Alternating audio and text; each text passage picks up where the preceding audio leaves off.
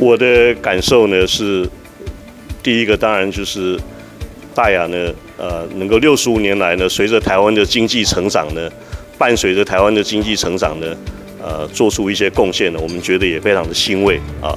那么当然这个过程里面呢，很多同仁的努力啊，我们的前辈的这个努力啊，当我们看着自己说我们自己的责任义务呢，除了对于我们的股东、客户、社会以外，对我们的员工也是很强烈的这个责任感啊。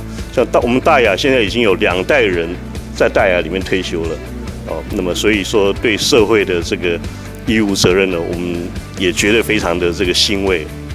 能源呢，我想不单单是在台湾啊，那么全世界都在朝着这个干净能源、洁净能源的这个方向在走了啊。那么台湾当然也不例外朝向这个非核家园的方向在前进。说我们有再生能源，我们有干净能源啊。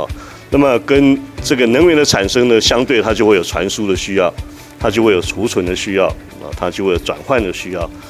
所以我想呢，我们的集团呢，朝这个方向来做未来的布局呢，应该是会有很多的机会啊，我们也非常的乐观。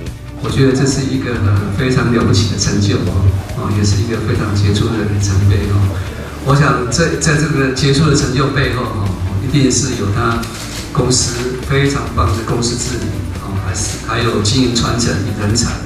当然最重要就是他不断的持续研发非常棒的产品很讶异的看到大雅跟绿人在结合EPC 的工程是泛亚工程的一个专精的项目。那看到大雅绿人往这个方向走，觉得非常非常的跟现在台湾未来节能的这个行业完全契合这是非常不简单的事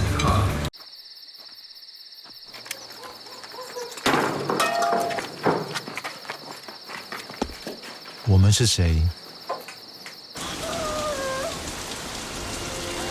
我们从哪里来？我们要去哪里？赖特大使以面粉一袋送给黄主席。我们试着站起来，试着站稳，试着看更远。结果看见我们的挫败。有风有雨，我们用自己的方式向前走。我们很勤劳，我们也品尝过孤独。孤独的时候，我们就拥抱。我们也开始看见我们之间的不同。追逐财富，付出代价；追求自由，也付出代价。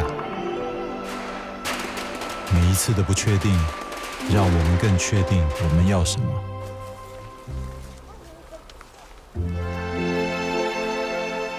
我们努力站起来，也重重跌倒。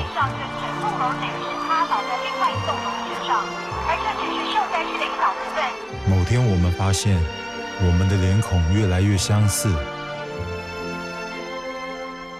我们发现，不确定是这片土地上唯一能确定的事。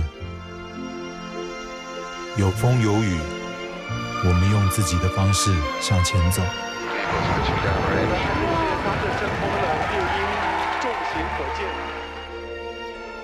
我们一起经历过所有那些苦难、丧志，那些勤劳，那些勇敢，那些相信。